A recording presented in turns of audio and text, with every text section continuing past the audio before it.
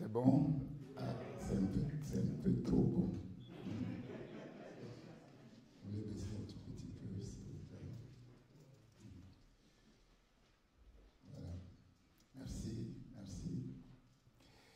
Donc, comme je disais, nous saluons nos bien-aimés frères et sœurs qui nous regardent et qui communiquent avec nous en distanciel. Et comme je disais, c'est vraiment un moment solennel, mais aussi particulier. On aurait souhaité être tous ensemble pour ce premier culte en présentiel, mais vu les circonstances, ce n'est pas possible à cause des familles avec enfants et puis aussi des frères et sœurs dont la santé est fragile et ceux qui, en ce moment, sont quelque peu malades. Nous allons prier pour eux à la fin du culte. Mais néanmoins, nous sommes quand même contents d'être là parce que vous savez que ce qui nous unit, ce n'est pas forcément la présence physique, mais ce qui nous unit, c'est plus que cela. C'est l'Esprit de Dieu qui opère en nous et nous croyons que même en distanciel avec les bien-aimés, nous restons connectés ensemble en communion spirituelle. Nous sommes contents de célébrer ce premier culte en présentiel ici même, après plusieurs mois et aussi plusieurs semaines de travail acharné pour que nos locaux soient dans les meilleures dispositions pour accueillir le public. Le Bureau Veritas nous a délivré l'attestation d'adéquation des mesures de prévention Covid-19 avec la mention excellent. Elle a dit, mais vraiment, c'est vraiment super, tout est fait, tout est mis en œuvre pour que tout se passe bien. Et nous comprenons que c'est pour nous un impératif de nous montrer responsables et aussi très sérieux dans le respect de toutes les consignes qui nous sont données. Comme cela a été dit en vidéo et en vocal par le président du culte, vraiment en cas de quelconque symptôme, il vaut mieux rester à la maison, ne pas prendre de risque de venir, parce qu'on peut suivre le culte en ligne, et aussi parce que nous savons que si jamais il y a un cluster ici, il y a un risque effectivement de fermeture de nos locaux. Et nous devons être dans la vérité et dans la transparence. Être dans la vérité et dans la transparence, ne rien cacher. Ce n'est pas un péché de contracter le coronavirus. Hein. Personne n'est à l'abri, c'est Dieu qui nous garde. Et nous voulons remercier vraiment le Seigneur pour tous les dons et les talents qu'il nous a donnés à l'Église et qui nous permettent aujourd'hui de nous réunir, en particulier les dons et les talents qu'il nous a donnés en matière de technologie, de communication. Vraiment, nous avons des experts à Christ pour les Nations et nous bénissons le Seigneur pour Jean-Jacques et toute son équipe qui, dès le commencement, ont travaillé d'arrache-pied. Et Dieu nous a fait la grâce aussi de nous donner du renfort. Voilà, je vais vous présenter notre frère Yannick Sanga. Je l'ai remercié la dernière fois. Alléluia. Notre frère Samuel aussi. Notre frère Romain, qui est ingénieur de son, qui est là pour nous aider. Merci beaucoup. Merci pour tout. Que Dieu vous bénisse abondamment. Merci à vous tous pour vos dons, vos promesses. Les uns et les autres ont pris part activement à ce que nous puissions nous retrouver aujourd'hui. Les travaux, notre frère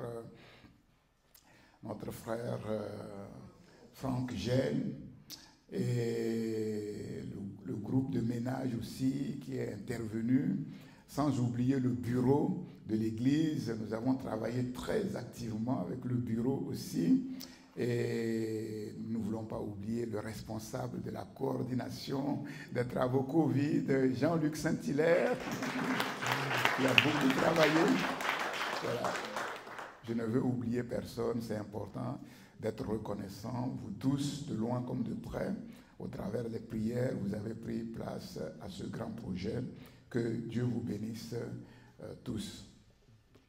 Et je crois vraiment qu'une étape nouvelle s'ouvre pour notre Église CPN, pour deux raisons. La première raison, ce sont les enseignements prophétiques que Dieu nous a donnés dès l'année dernière, la fin de l'année dernière. Et cela nous enseigne que nous devons prendre vraiment la parole au sérieux. Et si vous vous souvenez, quand j'avais ouvert cette parenthèse sur le désert, je vous avais dit, mais je ne sais pas pourquoi, ce n'est même ni le temps, ni je ne sais pas pourquoi j'ai ouvert cette parenthèse. Et après, nous avons compris pourquoi Dieu a permis d'ouvrir cette parenthèse. Tout ça pour dire que Dieu parle à son peuple et c'est à nous, effectivement, d'avoir les oreilles pour entendre ce que Dieu veut nous dire, pour nous préparer pour les temps et les moments que Dieu a déjà programmés sur son trône, en fait. Et nous comprenons que ce que Dieu dit, en fait, il accomplira. C'est sûr et c'est certain. Quand quelque chose vient de Dieu, en fait, quels que soient les temps et les circonstances, Dieu veille sur sa parole pour l'accomplir en son temps. Et au travers de ces enseignements prophétiques, Dieu a commencé à nous impacter chacun pour sa part, pour l'accomplissement de notre destinée. Dieu est en train de nous préparer vraiment en profondeur pour nous lancer, pour nous propulser. Et la deuxième raison, c'est la possibilité qui nous est donnée maintenant. Au jour d'aujourd'hui, pas encore vraiment. Au jour d'aujourd'hui, nous ne sommes pas encore prêts pour diffuser tout le culte, je dirais, en direct. Et nous pensons que d'ici la fin du mois de novembre, ça va être possible. Donc, la retransmission en direct de nos cultes est une merveilleuse porte que Dieu nous ouvre pour les nations. C'est extraordinaire. C'est vraiment extraordinaire ce que Dieu fait. Nous aurons le temps, on ne peut pas dire tout ce que Dieu a fait pendant ce temps-là de crise. Et aussi, vous vous souvenez, dès le départ, je vous avais dit, cette crise, c'est vrai, c'est mal, mais pour ceux parmi le peuple de Dieu qui auront les oreilles attentives pour écouter ce que Dieu veut dire, ce sera un mal pour un grand bien. Et en peu de temps, Dieu nous a permis de faire ce que nous voulions faire pendant des mois, des années, que nous n'avons pas pu faire. Et aujourd'hui, le temps est arrivé où nous pouvons effectivement utiliser les technologies modernes pour la retransmission de nos cultes en direct. À partir de là, en fait, la porte des nations nous est ouverte. Quand nous étions revenus de nos voyages pour la préparation de la mission Togo, je vous avais dit que nous avons deux possibilités d'accès vers les nations. Ou bien nous rentrons par la grande porte. La grande porte, c'est que nous arrivons à Lomé, la capitale du Togo, avec la grosse artillerie. Nous louons le palais de congrès, le site le plus huppé, en fait, de la capitale. Nous louons également le stade au palais des congrès. Nous pouvons faire des concerts, nous pouvons faire des enseignements en direction des pasteurs, ce qui avait été promis. Et puis, sur le grand stade, nous pouvons aussi, effectivement, prêcher l'évangile. Ou bien, mais venir en catimini, venir comme ça, par la petite porte. Et vous savez, les deux portes sont très efficaces. Quand c'est Dieu qui ouvre une porte, c'est très efficace. Et là, en fait, nous nous rendons compte qu'à partir de maintenant, nous pouvons commencer à implanter des églises à l'international au travers de la retransmission des cultes en direct. Et lors des obsèques de ma nièce Rachel, qui est maintenant auprès du Seigneur, quand je priais, mais j'ai reçu clairement dans mon cœur qu'il fallait que je fasse un voyage au Togo.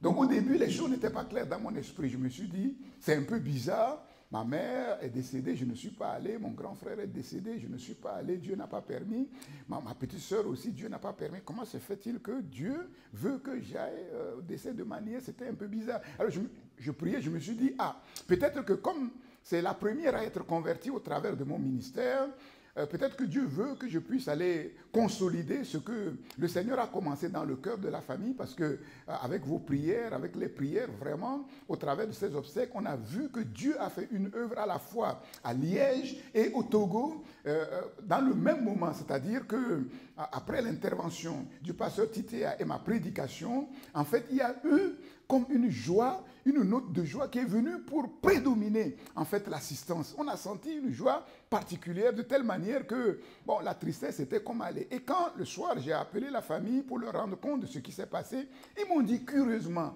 alors que eux ils sont catholiques, voilà, ils m'ont dit mais on a ressenti la même joie. Comme si un fardeau était ôté. Donc moi je disais, ah, peut-être Dieu veut que j'aille consolider ce que le Seigneur a commencé. Et quand je priais, le Seigneur me dit, non, vous allez commencer les cultes en présentiel et la diffusion des cultes en direct. C'est maintenant de préparer le terrain pour commencer quelque chose à Lomé. Et j'ai dit, mais waouh, c'est extraordinaire. Mais comment Dieu agit? Parfois, nous nous regardons à droite, mais Dieu, lui, il va à gauche. Et quand on revient à gauche, il dit, non, c'est derrière. J'ai dit, mais oui, Seigneur, mais c'est merveilleux. En plus, le deuxième neveu qui s'est converti au travers, effectivement, de mon témoignage, de ma conversion, mais est très engagé à l'église. Quand je vais à Lomé, c'est lui qui prépare tout, c'est lui qui me conduit. Il est vraiment attaché à son église avec son épouse. Et en fait, il travaille aussi dans l'immobilier. Alors j'ai dit, mais Seigneur, c'est merveilleux. Voilà. Donc, je vais effectuer un voyage rapide avant que les billets soient très chers et que, bon, qu'il y ait l'impossibilité de voyager pendant peut-être quelques temps. Donc, je vais voyager, je vais faire un voyage préparatoire pour aller voir, un peu étudier les emplacements, voir dans quel secteur nous allons chercher un local pour commencer. Et donc, quand nous allons commencer, et surtout parler avec mon neveu, hein, je l'avais déjà briefé par rapport à ça. Je lui ai dit que quand nous serons prêts, voilà, il risque d'être un peu notre partenaire à Lomé. Et donc, en fait, avec un petit local, il est dans l'immobilier, il va nous trouver un petit local, peu de moyens, on peut commencer à diffuser les cultes et commencer quelque chose sur la base avec mon neveu s'il est d'accord. Et là, ça va être formidable. Donc, ce qui est formidable, c'est que nous pouvons commencer un peu partout. Quand Dieu va ouvrir une porte, peut-être qu'après le Togo, ça va être la Martinique, comme je vous ai dit, ça va être les États-Unis. Nous ne savons pas. Dieu a déjà préparé toutes choses. Et donc, en fait, toutes les églises que nous allons ouvrir, mais nous serons tous en communion, c'est-à-dire unis. Nous allons recevoir tous le même enseignement. Et donc, dans la semaine, mais ils vont faire comme nous, les réunions de proximité pour partager. Mais c'est extraordinaire.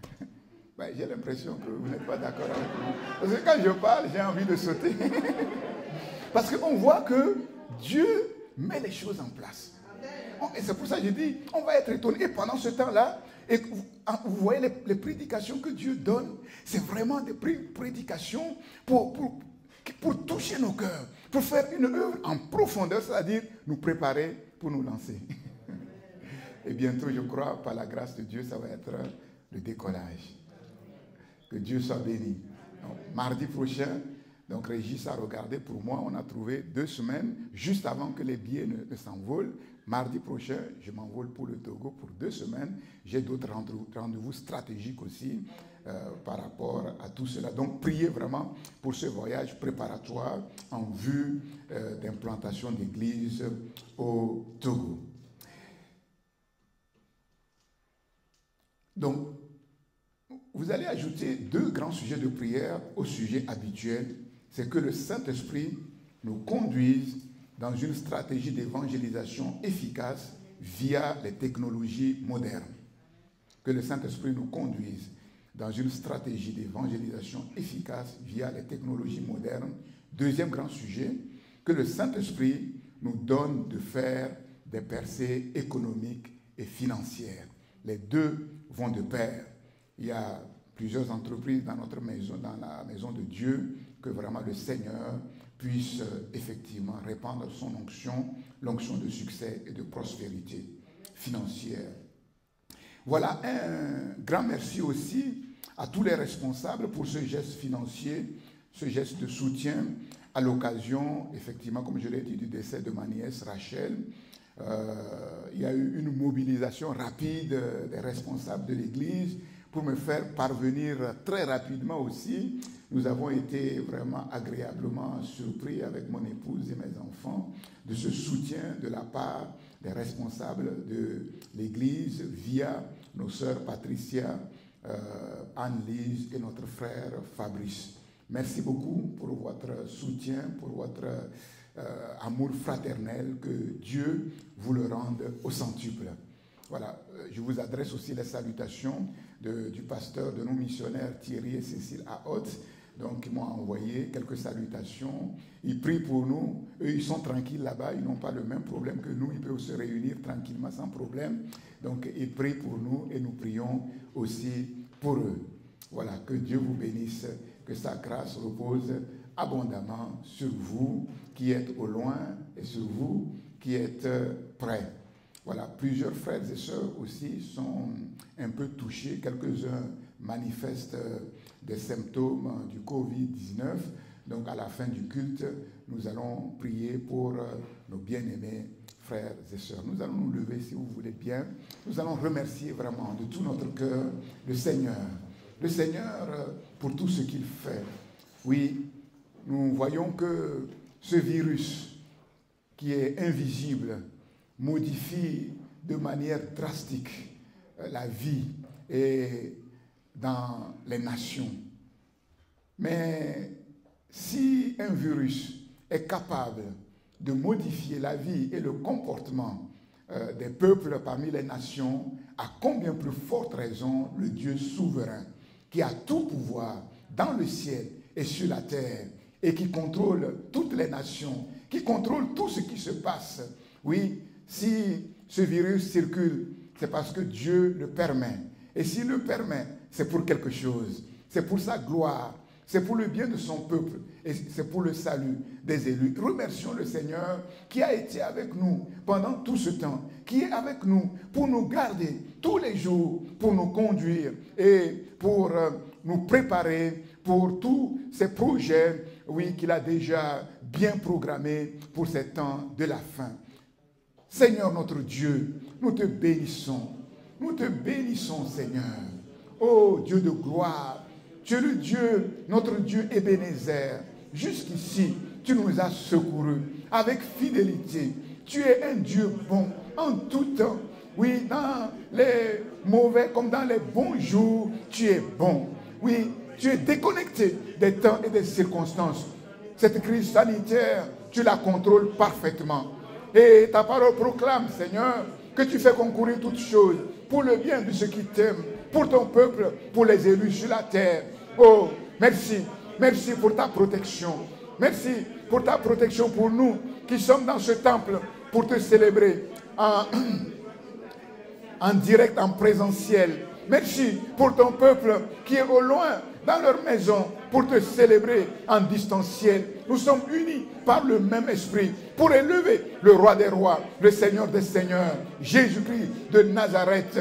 Oui, celui qui nous a sauvés au travers de son sacrifice sanglant à la croix de Golgotha. C'est lui que nous voulons aimer. C'est lui que nous désirons aimer de tout notre cœur, de toute notre âme, de toute notre pensée et de toute notre force, et aimer notre prochain comme nous-mêmes. Seigneur, que ton onction coule, Seigneur. Que ton onction coule sur ce lieu. Que ton onction coule sur nous tous qui sommes ici. Que ton onction coule sur la maison de tes enfants, là où ils sont. Seigneur, oh Dieu, fais couler ton onction, Seigneur. Oui, partout. Oui, sur les nations, Seigneur, là où ton peuple se rassemble pour te célébrer, en présentiel ou en distanciel.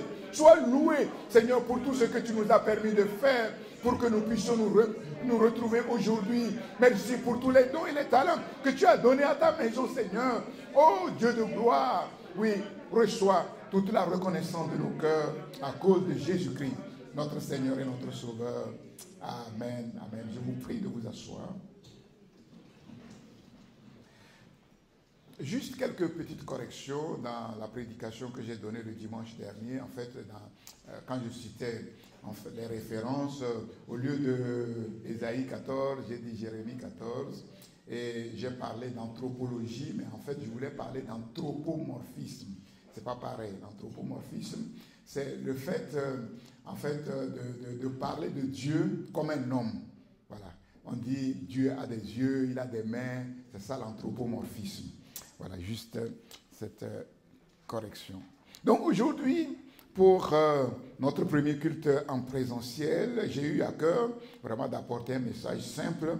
Donc, nous continuerons sur le thème, la grande parenthèse que j'ai ouverte. Il me reste encore 2 prédications pour terminer cette parenthèse que j'ai ouverte concernant la vie d'Abraham.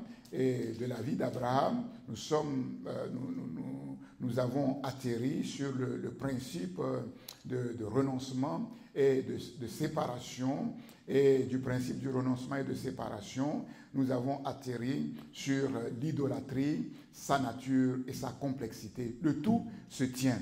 Donc, j'aurai 2 prédications et ensuite, maintenant, je reviendrai sur le thème que nous avons commencé, c'est-à-dire être prêt pour le retour du Seigneur. Et quand j'aurai fini maintenant, je reviendrai en avant, donc on revient en arrière. Hein. Je reviendrai en arrière pour le thème de la victoire, la grande victoire du Seigneur. Donc, je vais vous inviter à lire avec moi le psaume 133.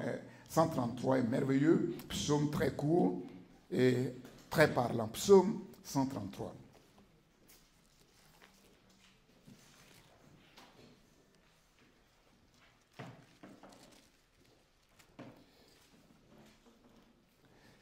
Psaume 133. Nous lisons ensemble la parole de notre Seigneur.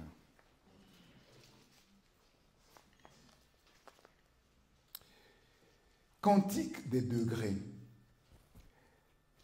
de David. Voici, oh, qu'il est agréable, qu'il est doux. Pour des frères, j'ajoute des sœurs, des frères et sœurs, de demeurer ensemble. C'est comme l'huile précieuse qui, répandue sur la tête, descend sur la barbe d'Aaron, qui descend sur le bord de ses vêtements.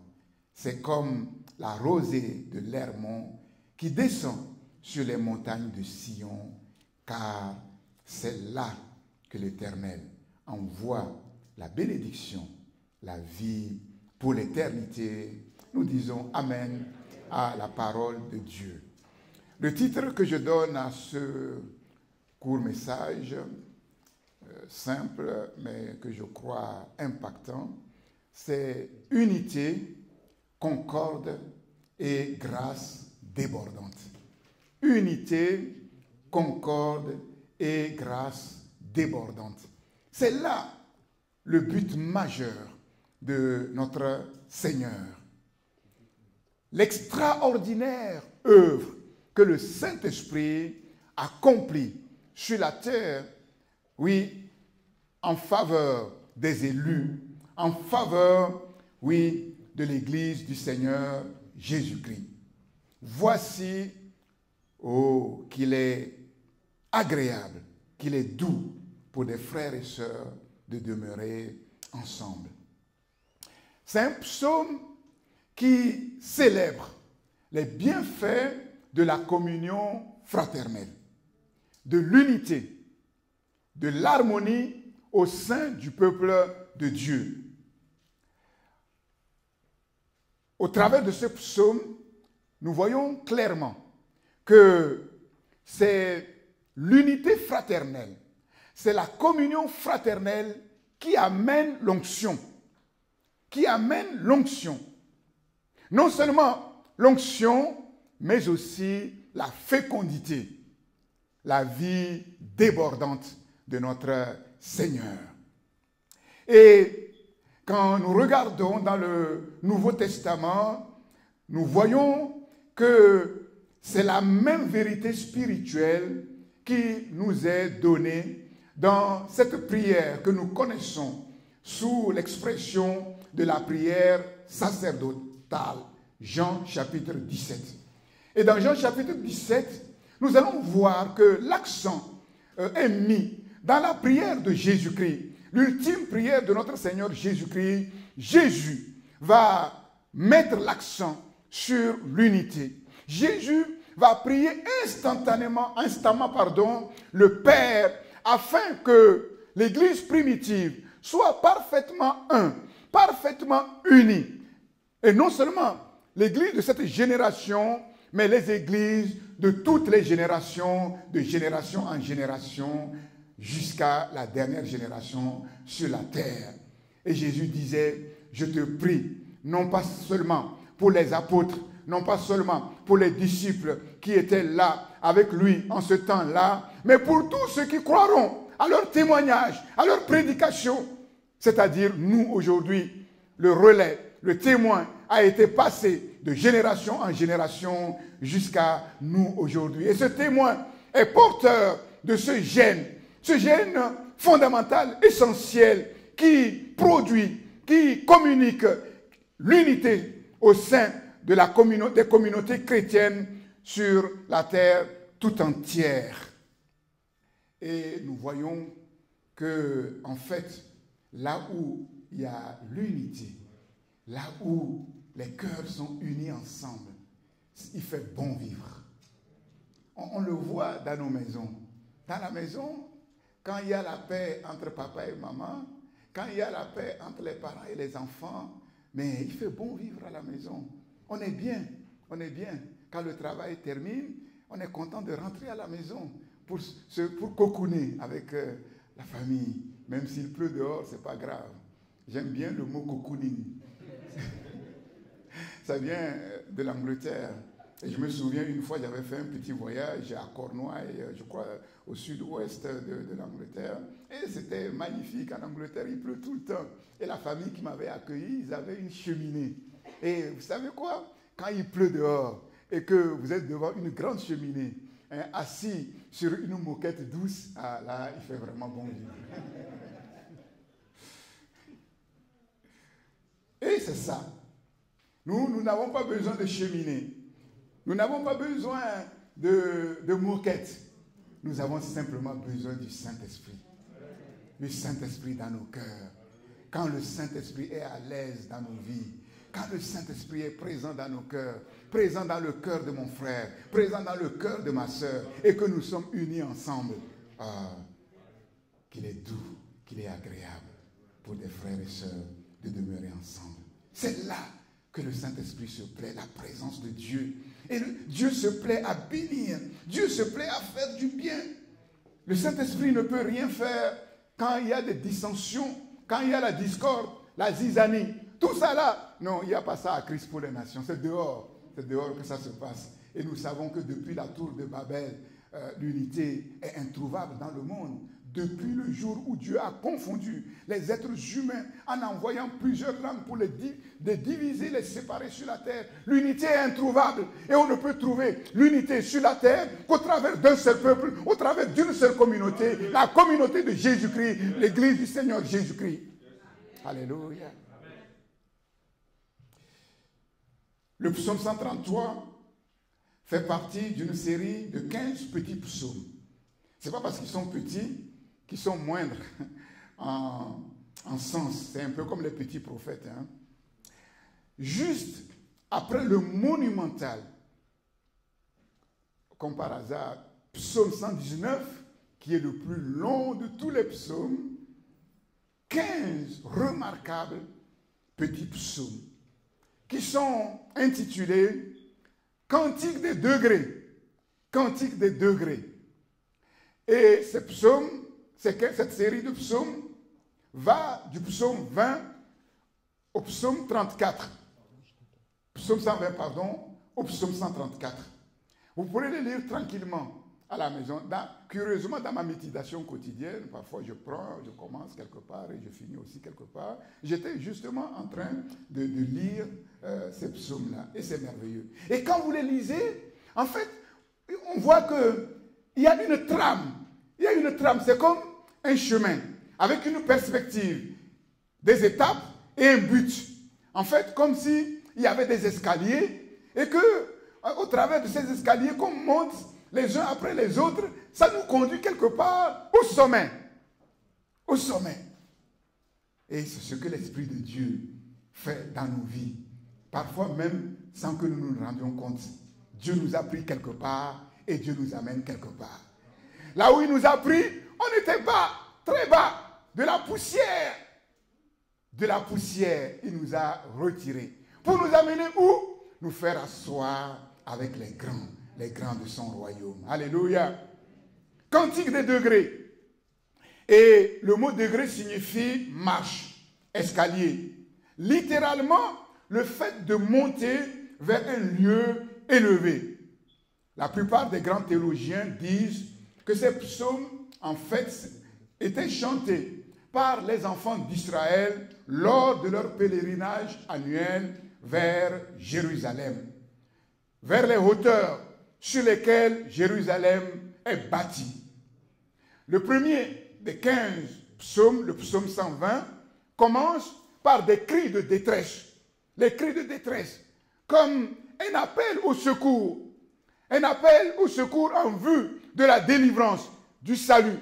Et nous savons que notre pèlerinage spirituel sur la terre a commencé par là.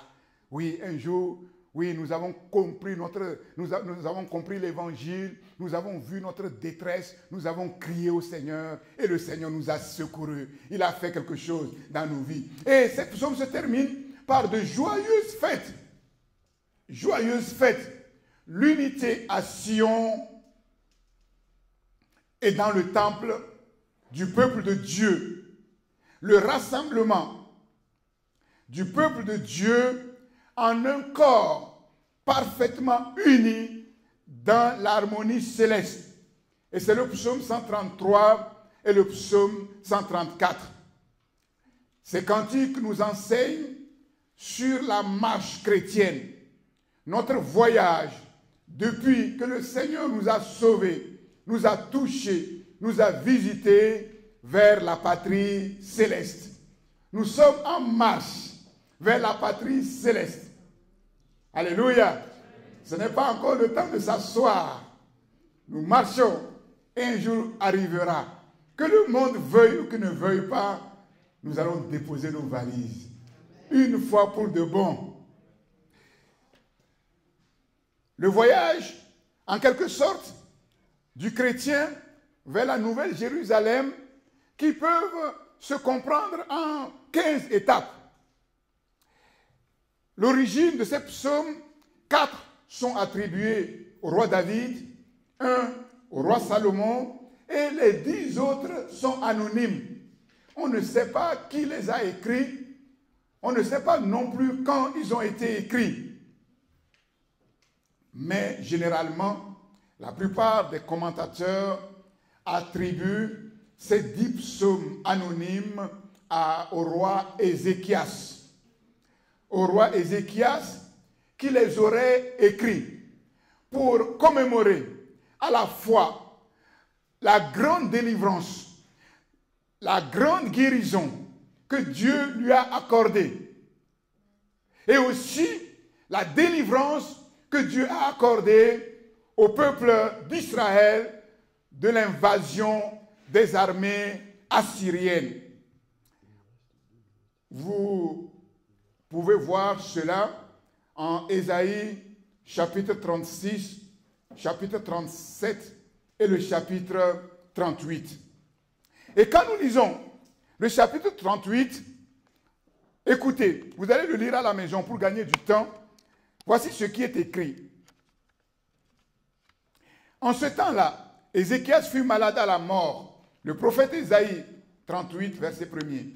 Le prophète Ésaïe, fils d'Amoz, vint auprès de lui et lui dit, « Ainsi parle l'Éternel, donne tes ordres à ta maison, car tu vas mourir et tu ne vivras plus. » Dieu envoie son prophète pour une mission tout à fait particulière.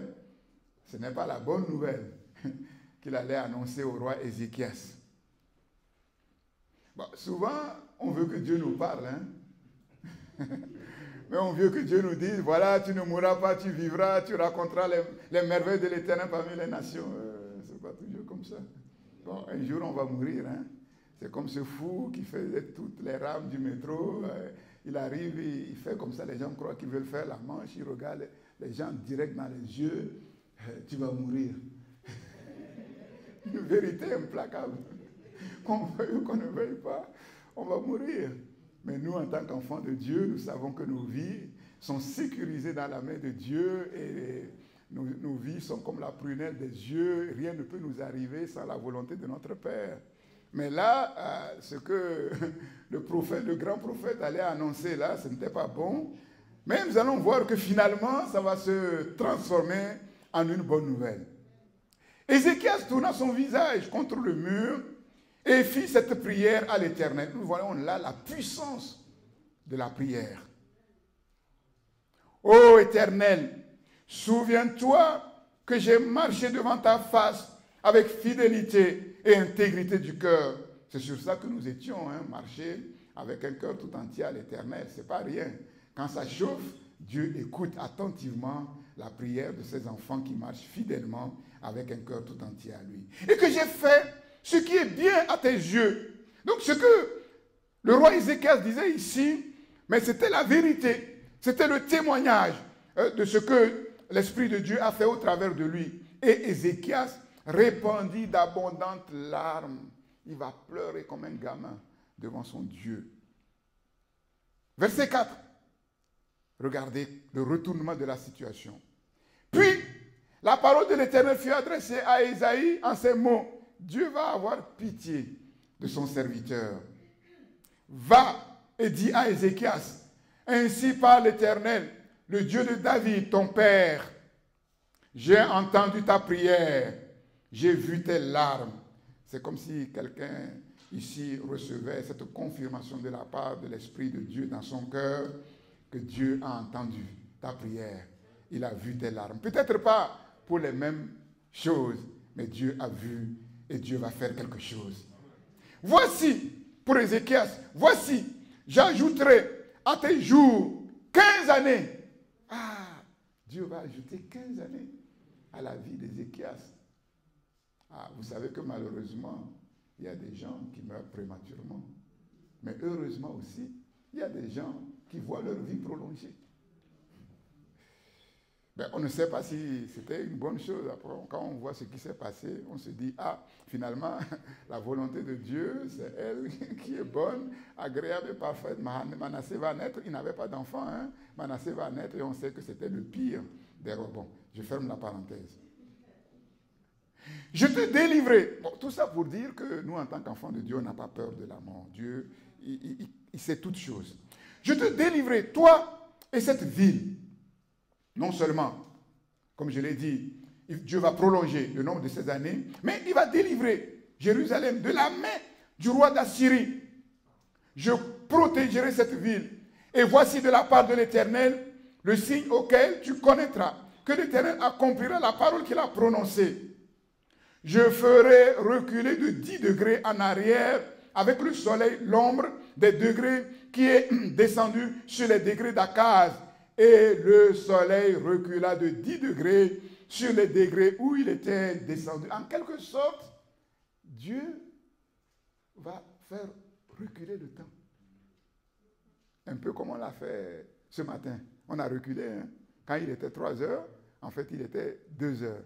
Mais qu'est-ce qui s'est passé? Le soleil a reculé. Et ça s'est vu sur le cadran solaire d'Akaz.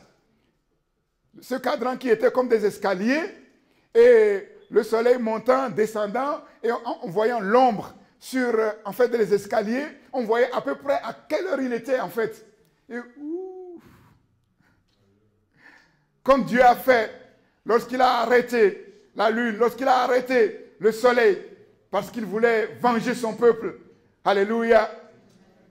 Y a-t-il quelque chose d'étonnant de la part de notre Dieu? Non.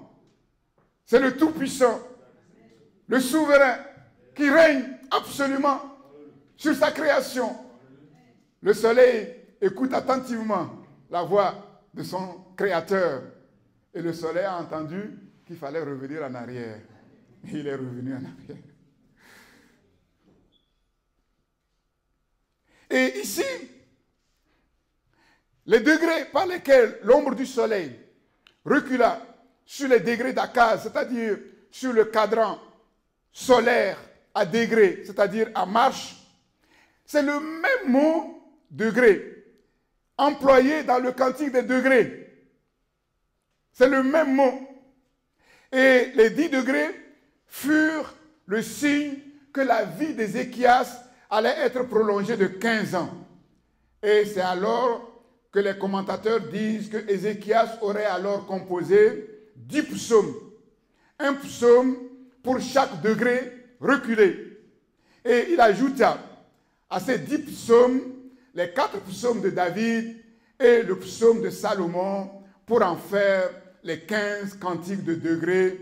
Un psaume, un cantique pour chaque année que Dieu lui a donné en bonus. Alléluia. Et immédiatement après sa guérison miraculeuse, Ézéchias composa un autre cantique d'action de grâce qui se termine ainsi. Le vivant, c'est celui-là qui te loue. Oui, c'est nous qui sommes vivants, ici, partout dans le monde. C'est nous qui louons le Seigneur. Alors ne te prive pas de louer le Seigneur alors que tu es vivant. Que la grâce de Dieu est sur ta vie, que malgré cette crise sanitaire, Dieu t'a protégé, Dieu est avec toi. Le vivant, c'est celui-là qui te loue, comme moi aujourd'hui, comme nous aujourd'hui. Le Père fait connaître à ses enfants ta fidélité. Le psalmiste a dit, oui, j'ai été jeune, j'ai vieilli, je n'ai jamais vu le juste abandonné, ni sa postérité mendier son pain. Alors mon frère, ma soeur, ne crains rien. Quels que soient les problèmes, quelles que soient les difficultés économiques, Dieu veille sur les siens pour pourvoir au-delà de toute mesure. L'Éternel m'a sauvé. Nous ferons résonner les cordes de mes instruments tous les jours de notre vie dans la maison de l'Éternel. Ésaïe 38, versets 19 et verset 20. En fait, quand il parle de faire résonner, nous ferons résonner les cordes de mes instruments, les cantiques sur des instruments à cordes dont il parle ici feraient allusion aux 15 cantiques de degrés et tous les jours de notre vie feraient aussi allusion aux 15 années de vie en plus que Dieu lui a donné. Maintenant, revenons sur notre psaume 133. Dans la perspective du voyage annuel d'Israël, de la communauté juive vers Jérusalem, quand ces voyageurs prenaient la route, ils n'avaient qu'une seule hâte, être à Jérusalem. Et pendant un certain temps, nous soupirons après ce jour où nous allons nous retrouver ici pour célébrer le culte de l'Éternel en présentiel. Mais notre soupir va bien au-delà, oui, de ce jour où nos cœurs sont heureux, mais cependant quand même, il y a une pointe de tristesse, parce que tous nos bien-aimés ne peuvent pas être avec nous dans ce local, dans la maison que Dieu a choisie pour sa gloire. Donc, ils avaient hâte d'être à Jérusalem. La fin du voyage était marquée par la fête. Quand ils arrivaient à Jérusalem, c'était la fête, la joie, dans une extraordinaire unité d'esprit et de cœur qui animait tout le peuple sans exception aucune. Quand ils arrivaient à Jérusalem, il y avait une atmosphère particulière. Il y avait quelque chose de particulier. Il y avait une joie, il y avait une paix, il y avait une harmonie, une concorde.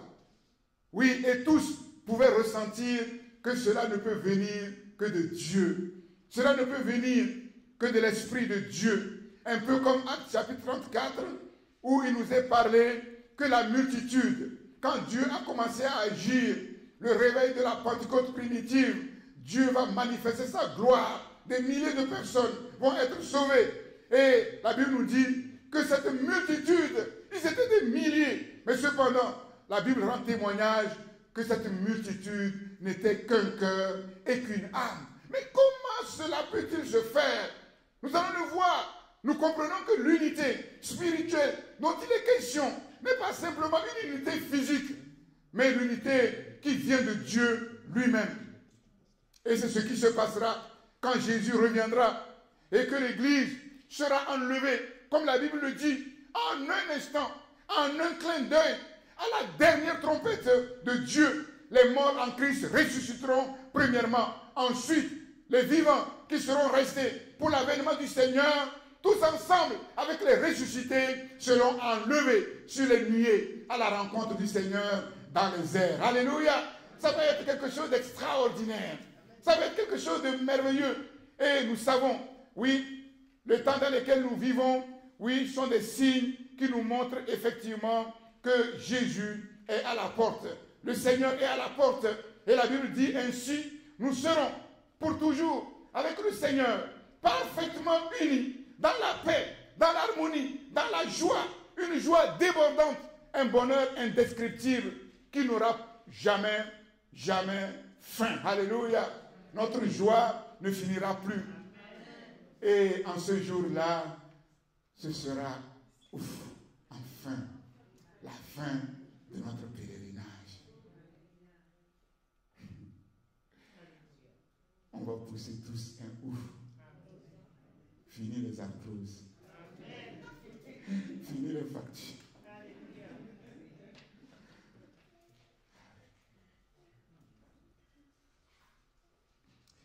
La fin du voyage, de notre pèlerinage sur terre. Tout a une fin. Un cantique dit, notre joie ne finira plus. À la fin de notre voyage, nous serons couronnés. Et c'est là le but ultime. Et Dieu ne veut pas qu'aucun de ses enfants parmi son peuple ne manque ce but. Quand on a gagné ce but, on a tout gagné.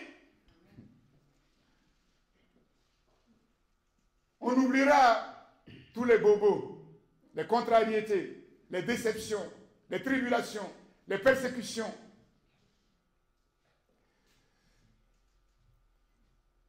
Et nous comprenons que c'est pour ce but ultime que le Saint-Esprit est en nous, avec nous, sur nous, pour travailler avec ardeur dans nos cœurs, au moyen de la parole de Dieu. Et quelle est l'œuvre fondamentale que le Saint-Esprit accomplit dans nos cœurs au travers des prédications, des enseignements de la parole de Dieu? Oui, le Saint-Esprit travaille en nous jusqu'à ce que nous soyons tous parvenus à l'unité de la foi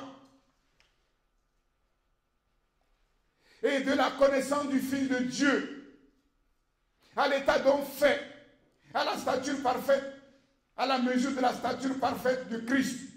Éphésiens 4, 14, jusqu'à ce que les degrés, il y a des étapes, il y a une progression. Nous avançons, nous grandissons spirituellement. Nous soyons tous parvenus à l'unité de la foi et de la connaissance du Fils de Dieu. À l'état d'homme fait, à la mesure de la stature parfaite du Christ. L'unité est l'œuvre de la maturité spirituelle que le Saint-Esprit accomplit dans nos vies. Ce n'est pas quelque chose qui arrive comme ça, en claquant des doigts. Ce n'est pas au travers d'un zapping. Le Saint-Esprit travaille jusqu'à ce que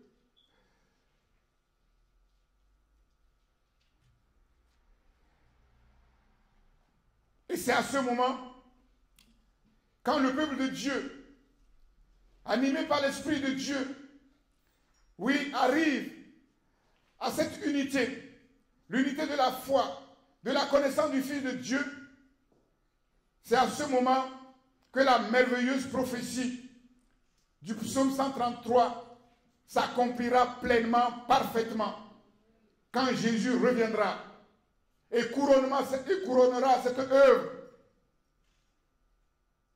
de la perfection, de la plénitude, alors tout le peuple s'écriera. En ce jour-là, il est agréable, il est doux pour des frères et sœurs de demeurer unis ensemble.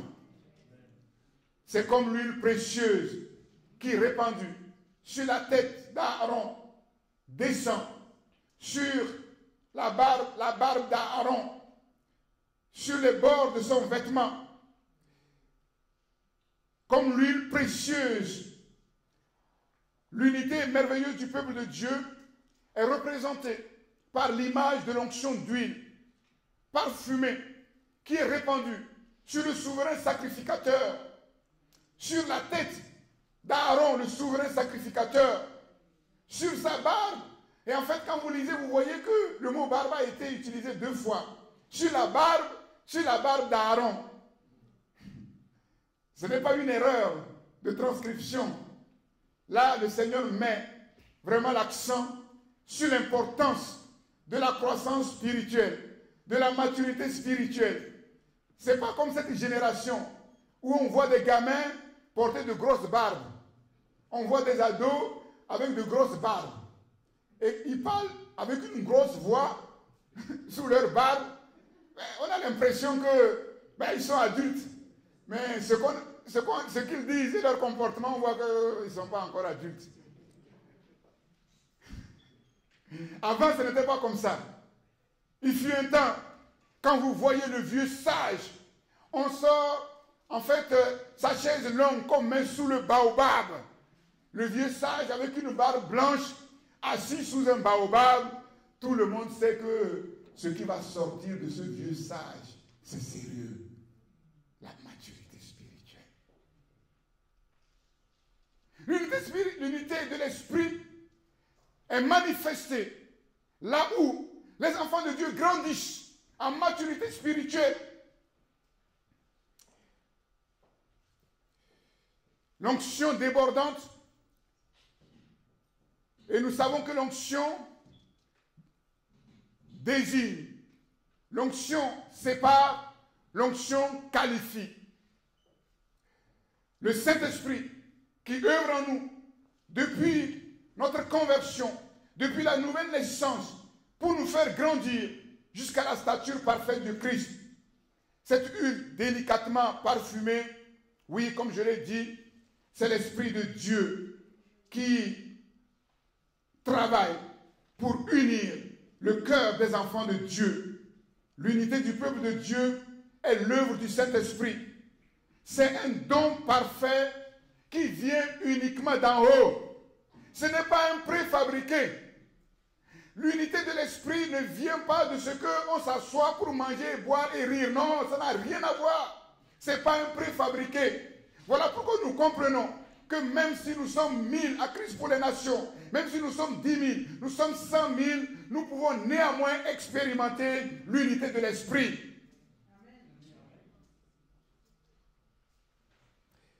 C'est l'œuvre du Saint-Esprit. Et Paul écrit, vous efforçant de conserver l'unité de l'esprit par le lien de la foi. Éphésiens 4, 3. L'unité est l'œuvre du Saint-Esprit. C'est le Saint-Esprit qui unit nos cœurs en faisant dans mon cœur, en faisant dans ton cœur, en faisant dans ton cœur les mêmes choses. Sur la même parole. Sur la même parole. Les mêmes enseignements qui amènent la même foi.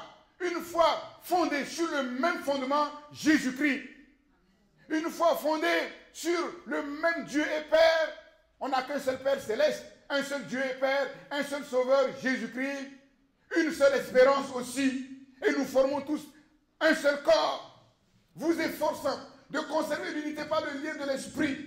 Et donc notre responsabilité à tous, c'est de conserver cette unité. Ce n'est pas de faire l'unité. Parce que personne ne peut faire l'unité sur la terre. Voilà pourquoi l'unité est introuvable. L'unité qui est sur la terre n'est qu'une unité de façade. On parle des États-Unis d'Amérique, mais nous voyons que tous les États sont autonomes. On parle de l'Europe, mais nous voyons tous les problèmes que l'Europe a à s'unir. L'unité est introuvable. Nous devons conserver cette unité. Comment? en faisant tous les efforts. Il y a un effort à faire. De la même manière que pour parvenir à la maturité spirituelle, il y a une décision de volonté. Il faut vouloir vraiment grandir spirituellement pour arriver à la maturité, pour que l'Esprit de Dieu travaille dans le cœur pour l'amener à la maturité spirituelle. Et cet effort, c'est quoi? L'obéissance à la parole de Dieu, l'obéissance au Saint-Esprit qui fait ces choses en nous. Et ça demande de notre part un effort. Il faut décider de laisser le moi de côté. Il faut décider de piétiner le moi. Le principe de la séparation, le principe du renoncement. Renoncer à tout ce qui est source de division, de zizanie. On dit non. Ce n'est pas notre lot. Nous ne sommes pas n'importe qui. Nous ne sommes pas n'importe quel peuple. Nous sommes le peuple de Dieu. Les princes et les princesses du royaume de Dieu. Vous efforçant de conserver l'unité par la croissance dans la maturité spirituelle. Le mot unité est employé 2 fois seulement dans le Nouveau Testament. 2 fois. Éphésiens 4:3 et Éphésiens 4:13. Comment conserver cette unité? Par le lien de la paix. Par le lien de la paix.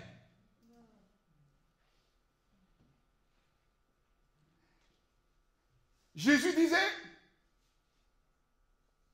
heureux ceux qui procurent la paix, les artisans de la paix, les artisans de la paix, car ils seront appelés fils de Dieu. Ce n'est pas écrit car ils seront appelés enfants de Dieu, non, fils de Dieu. Ceux qui procurent la paix, ceux qui sont pour la paix, ceux qui sont artisans de la paix et qui amènent la paix partout où ils vont, ce sont les disciples qui sont arrivés à la maturité, qui ont écrasé le moi avec ses zizanies. Et la Bible dit, pour autant que cela dépend de vous, soyez en paix avec tous les hommes. Cette paix que nous avons reçue gracieusement au jour où nous avons cru. Nous avons reçu la paix de Dieu dans nos cœurs par la foi en Jésus-Christ. La paix dans notre cœur, nous sommes bien. Et cette paix qui nous a été donnée pour être bien, nous devons l'utiliser pour être bien avec Dieu, pour être bien avec l'autre.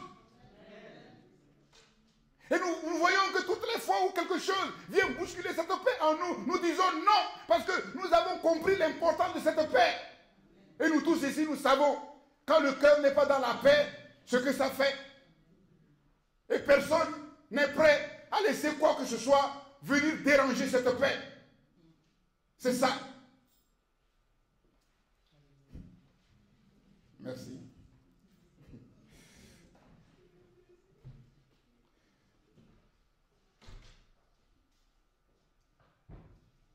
Par le lien de la paix, l'humilité qui nous amène à écraser le moi qui est si prétentieux, la douceur, la patience à se supporter les uns les autres par amour, avec amour. Et cette unité, je vais terminer, solide et harmonieuse du peuple de Dieu est aussi représentée par la rosée qui descend sur l'Hermon et de l'Hermon sur Jérusalem. Le mont Hermon est le plus élevé en Judée et il se trouve au nord. Et ce mont est souvent couvert de neige. Et ensuite la neige fond et se transforme en rosée pour descendre et fertiliser les plaines. Et parfois, avec le vent, cette rosée va jusqu'au mont Sion, qui se trouve au sud, éloigné, mais qui est plus petit que le mont de l'Hermon. Et c'est poussé par le vent. Il n'y a pas que les montagnes élevées qui bénéficient de la rosée, mais aussi les montagnes basses bénéficient de la même rosée. Et pourtant, elles sont loin. Et c'est le vent qui les pousse. Et nous voyons encore une fois, la rosée, c'est l'image du Saint-Esprit qui nous rend féconds, qui nous permet d'être fertiles, qui développe le caractère de Dieu en nous, le fruit de l'esprit, le caractère de Christ en nous, la fécondité, la fertilité vient du Saint-Esprit. Et nous voyons que aussi bien les monts élevés que les monts bas bénéficient de la même rosée, ce qui montre que quand Jésus reviendra, il n'y aura pas petit et grand. Petit et grand reçoivent les mêmes dons du ciel. La fin du voyage, c'est le mont Sion, la cité du Dieu vivant, la Jérusalem céleste.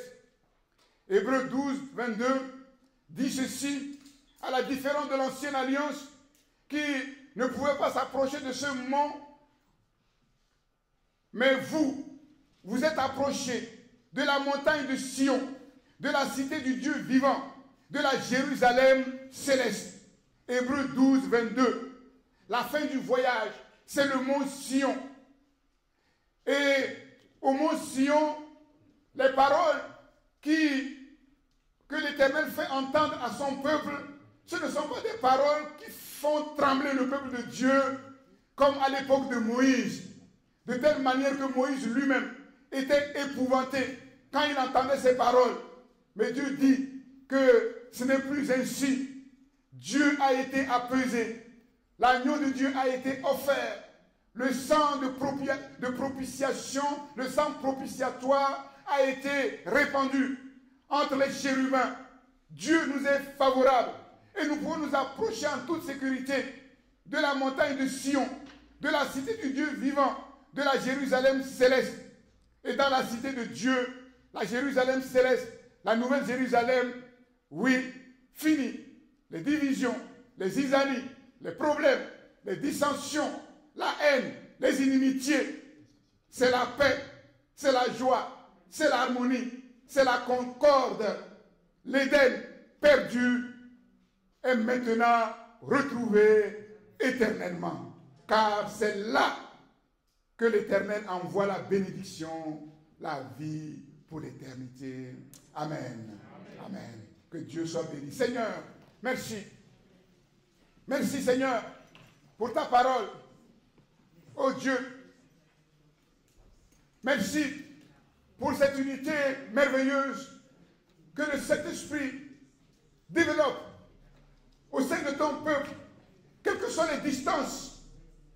Oui, nous sommes unis par le même esprit, dans la même église locale. Et dans les églises, même dans les différentes églises locales, nous restons unis par le même esprit. L'Esprit de Dieu fait la même œuvre, au travers de la même parole, au travers de la même foi, dans le cœur de tout un chacun, pour nous faire grandir chaque jour davantage. Et chaque jour, nous gravissons les escaliers, l'escalier qui nous amène, oui, sur les hauteurs. Seigneur, merci pour la communion fraternelle que tu développes. Nous l'avons vu, malgré le confinement, Seigneur, oui, ton peuple a vécu néanmoins la communion fraternelle. Seigneur, tu nous as fait avancer dans la communion fraternelle, ce qui nous a, oui, démontré que c'est ton nom, c'est ton œuvre, c'est toi qui le fais, Seigneur. Quels que soient les temps et les circonstances, le peuple de Dieu reste uni. Chacun dans sa maison, nous prions le même Seigneur, nous prions le même Dieu, avec la même foi. Nous avons la même espérance, Seigneur, oh Dieu. Saint-Esprit, oui, continue et affermis ton œuvre, Seigneur. Oui, que ton peuple vive dans la concorde, dans la paix, dans l'harmonie, dans nos maisons. Et Seigneur, cette concorde, cette paix, cette harmonie dans nos maisons, nous l'amenons dans ta maison, Seigneur. Oui, et que ton onction coule avec abondance, Seigneur, oh Dieu, et qu'elle nous qualifie, Seigneur, qu'elle nous qualifie pour ton œuvre, qu'elle nous mette à part pour ton œuvre, Seigneur, oh Dieu, que ton onction coule pour nous rendre féconds, Seigneur, pour porter beaucoup de fruits à la gloire de ton nom. Merci, Seigneur, au nom de Jésus. Amen. Amen. Nous allons, comme je l'ai dit, nous allons prier pour nos bien-aimés qui sont malades. Notre Dieu. Amen. Amen. Voilà, je vous remercie et bonne journée à vous qui êtes là. Bonne journée à vous qui nous suivez en ligne.